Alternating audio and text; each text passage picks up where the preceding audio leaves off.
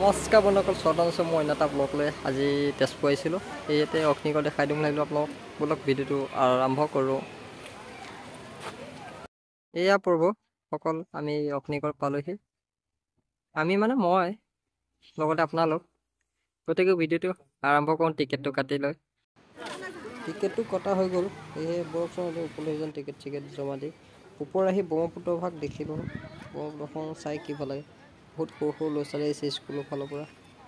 এতিয়া ময়ো এনেকৈ চালোঁ, দেখিছেনে? বহুত অগ্নিগড় মানে হৈছে প্ৰেমৰ নগৰ। সেইকাৰণে ময়ো ওপৰত আহি আপোনালোকক দেখুৱাব চেষ্টা কৰিলোঁ। কিন্তু এইফালে তেজপুৰখন গোটেইখন দেখা পায়। যিটো ঘৰ ওপৰত আছে ন, সেইটো ফালৰ পৰা দেখিলে। গতিকে এনেকৈ চাই মেলি আপোনালোকক দেখুৱাই মেলি ঘৰলৈ উভতিলোঁ আৰু। অলপ ভিডিঅ'টো উপভোগ কৰি থাকক শেষলৈকে।